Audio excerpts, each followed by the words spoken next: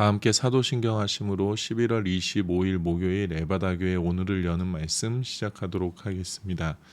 나는 전능하신 아버지 하나님 천지의 창조주를 믿습니다. 나는 그의 유일하신 아들 우리 주 예수 그리스도를 믿습니다. 그는 성령으로 잉태되어 동정녀 마리아에게서 나시고 본디오 빌라도에게 고난을 받아 십자가에 못 박혀 죽으시고 장사된 지 사흘 만에 죽은 자 가운데서 다시 살아나셨으며 하늘에 오르시어 전능하신 아버지 하나님 우편에 앉아 계시다가 거기로부터 살아있는 자와 죽은 자를 심판하러 오십니다.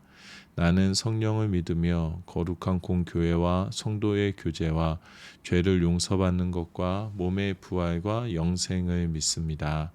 아멘. 하나님께서 오늘 우리에게 주신 말씀은 데살로니가전서 5장 23절에서 28절까지의 말씀입니다. 신약성경 333페이지 데살로니가전서 5장 23절에서 28절까지의 말씀입니다.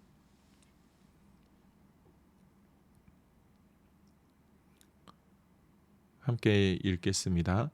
평강의 하나님이 친히 너희를 온전히 거룩하게 하시고 또 너희의 온 영과 혼과 몸이 우리 주 예수 그리스도께서 강림하실 때에 흠없게 보전되기를 원하노라. 너희를 부르시는 이는 미쁘시니 그가 또한 이루시리라.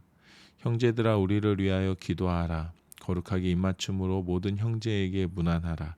내가 주를 힘입어 너희를 명하노니 모든 형제에게 이 편지를 읽어주라.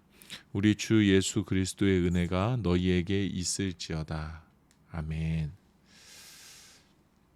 오늘 우리가 읽은 본문은 데살로니가전서의 마지막 부분입니다. 바울의 끝 인사에 해당하는 부분입니다. 23절의 말씀입니다. 평강의 하나님이 친히 너희를 온전히 거룩하게 하시고 또 너희의 온 영과 혼과 몸이 우리 주 예수 그리스도께서 강림하실 때에 흠없게 보전되기를 원하노라.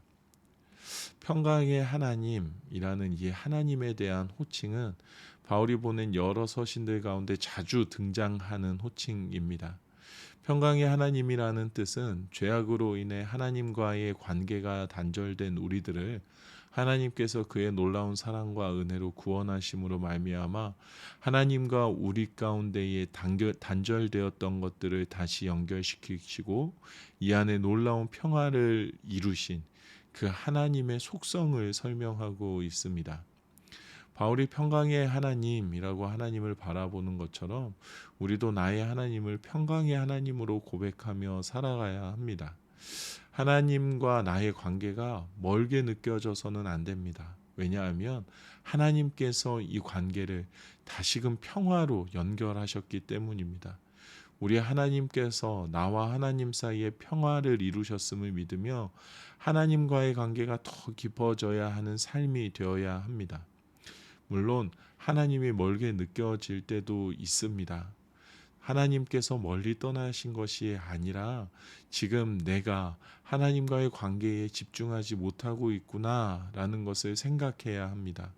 하나님께서는 우리와 평화를 이루셨고 늘 나와 함께 동행하는 것을 기뻐하시는 분이시라는 것을 잊지 않아야 합니다.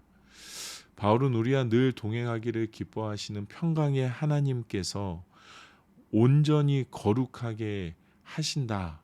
나를 온전히 거룩하게 하신다라고 말하고 있습니다. 본문에 사용되어지고 있는 이 온전히라는 단어는 그리스도의 성품이 최종적으로 완전하게 됨, 완성됨을 말하는 단어입니다. 이루어진 것을 설명하는 단어입니다. 다시 말하면 하나님께서 우리 한 사람 한 사람을 예수 그리스도를 닮은 완전한 존재로 거룩하게 하셨다라는 것을 말하고 있습니다. 나 자신을 바라볼 때에 얼마나 부족한 것들이 많이 보입니까? 나도 내가 만족스럽지 않은데 하나님께서 보시기에 내가 얼마나 부족하게 느껴질까? 이 부족함을 왜 하나님께서 채우시지 않는가라는 생각이 들 때도 있습니다. 그렇게 하나님의 함께 하심을 믿고 의지하며 사는 것이 중요합니다. 하나님의 함께 하심을 우리가 잊지 않고 고백할 때에 하나님의 시선으로 내 삶을 바라볼 수 있게 되는 겁니다. 바울이 말하는 것처럼 하나님의 시선으로 나를 바라보게 될 때에 모자르고 부족한 것을 보게 되는 것이 아니라 나와 하나님과의 관계 속에서 나를 온전히 거룩하게 이루신 하나님의 은혜를 우리가 바라볼 수 있게 되는 겁니다. 나는 나 자신에게 여전히 모자르다라고 말할지도 모르겠지만 하나님께서는 너는 내 사랑하는 자녀이다. 너를 위해 나의 모든 것을 내주었다라고 우리에게 말씀해 주십니다. 내 입장에서 나 스스로를 온전케 가꾸어 가는 것은 불가능합니다. 우리는 늘 모자름을 느낄 수밖에 없습니다. 하지만 하나님의 시선으로 하나님의 함께 하심으로 나를 바라보게 될 때에 나를 온전케 하신 그 은혜를 우리가 감사함으로 받아들이게 될 줄로 믿습니다. 바울은 하나님께서 나를 온전히 거룩하게 하시고 나의 전 인격이 예수 그리스도께서 이 땅에 다시 오실 때까지 흠없이 보존되어질 수 있도록 나를 지키시고 인도해 가신다라는 것을 우리에게 알려주고 있습니다.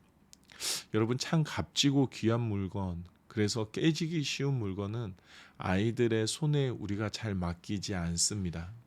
왜냐하면 아이들은 그 물건의 가치를 잘 모르고 그 물건을 어떻게 다루어야 상하지 않는지를 잘 모르기에 가치를 알고 다룰 줄 아는 사람이 보관하는 것, 이것을 우리는 아주 당연하게 여기고 생각합니다.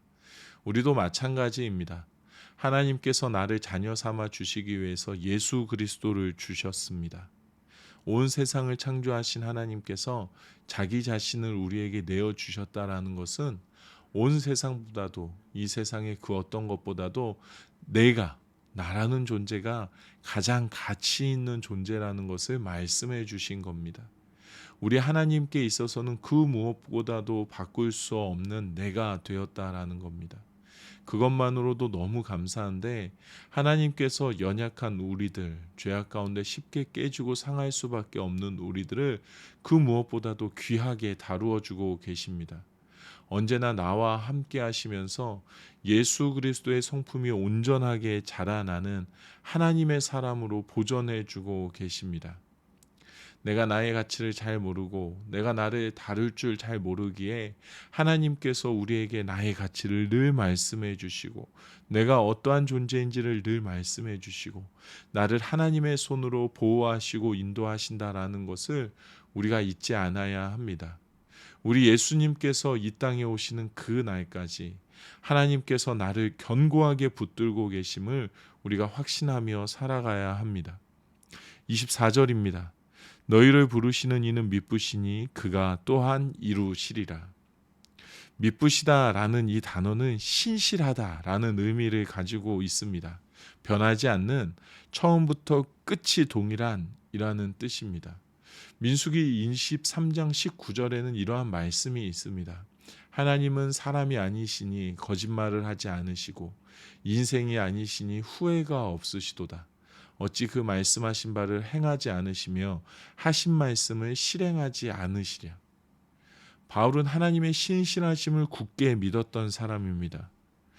풀은 마르고 꽃은 시들어도 나를 향하신 우리 하나님의 말씀, 그 사랑은 절대로 변하지 않는다라는 것을 말씀을 통해서 받아들이고 말씀을 통해서 붙들었던 사람이었습니다. 그리고 그 삶을 살았던 그가 오늘 우리에게 이야기해 줍니다. 나를 선택하시고 나를 부르시고 나와 함께 하시는 우리 하나님의 말씀은 절대로 변함이 없고 우리 하나님께서 반드시 그가 말씀하신 바를 우리의 삶에 이루어 가신다라는 것을 우리가 믿음으로 꼭 붙들기를 알려주고 있습니다.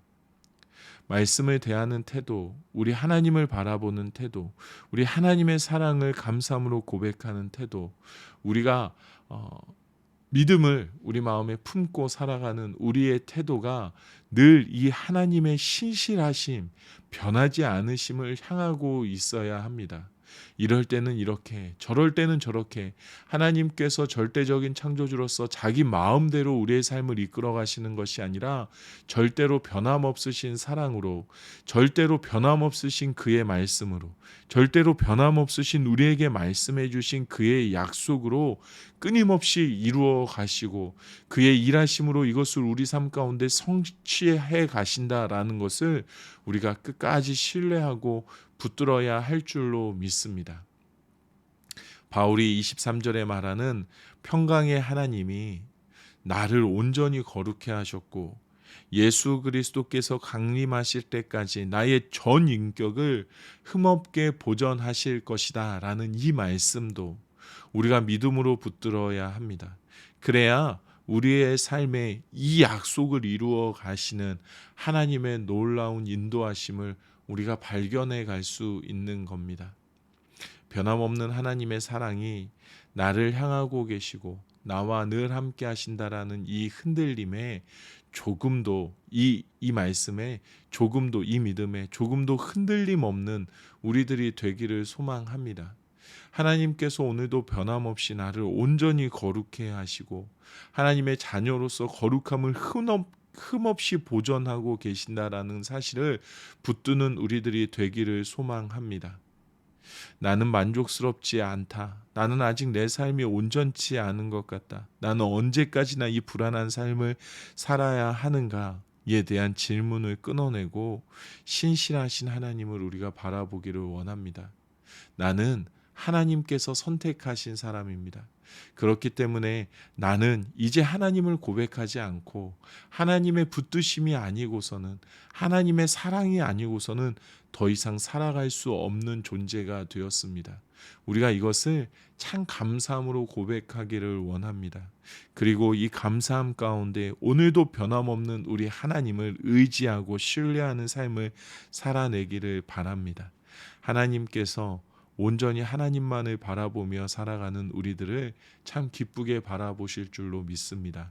그리고 하나님께서 약속하신 그 모든 일들을 우리의 삶에 성취해 주실 줄로 믿습니다. 이 하나님의 이끌어 가심을 오늘도 경험하는 하루가 되기를 우리 주님의 이름으로 축복합니다. 이 시간에 우리 함께 기도하도록 하겠습니다.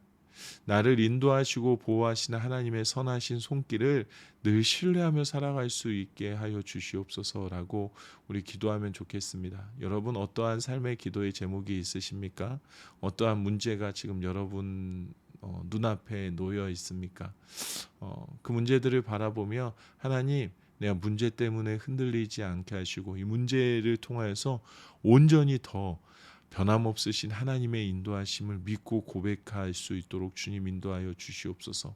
문제 때문에 넘어지지 않고 문제를 통해서 온전히 하나님을 더 신뢰하는 삶 살아가게 하여 주시옵소서.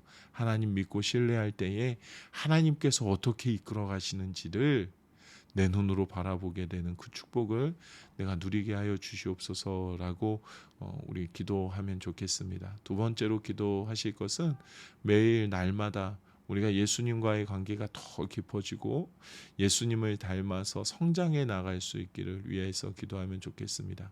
오늘도 성령님과 함께 동행하며 주님이 이루어 가시는 온전한 모습들을 내 안에서 발견할 수 있도록 주님과의 관계가 더 깊어지고 나를 통하여서 예수 그리스도의 향기가 나의 삶의 주변에 나누어지는 은혜가 넘치게 주님 나에게 은혜 베풀어 주시옵소서라고 우리가 기도하면 좋겠습니다. 세 번째로 기도할 것은 오늘도 내 손에 주어주신 하나님의 축복의 일들을 바라보며 우리가 함께 기도하면 좋겠습니다. 무슨 일을 하든지 어떠한 일을 하든지 어느 자리에 머물러 있든지 내가 서 있는 이곳이 하나님께서 나에게 허락하신 축복의 자리라는 것을 잊지 않고 오늘도 하나님께서 주어주신 일을 감사함으로 성실하게 아름답게 잘 감당해낼 수 있도록 주님 인도하여 주시옵소서. 내 삶에 일하시는 하나님 발견하게 하시고 내 삶에 임재하시는 하나님 나라를 내가 경험케 하여 주시옵소서라고 우리 함께 기도하도록 하겠습니다.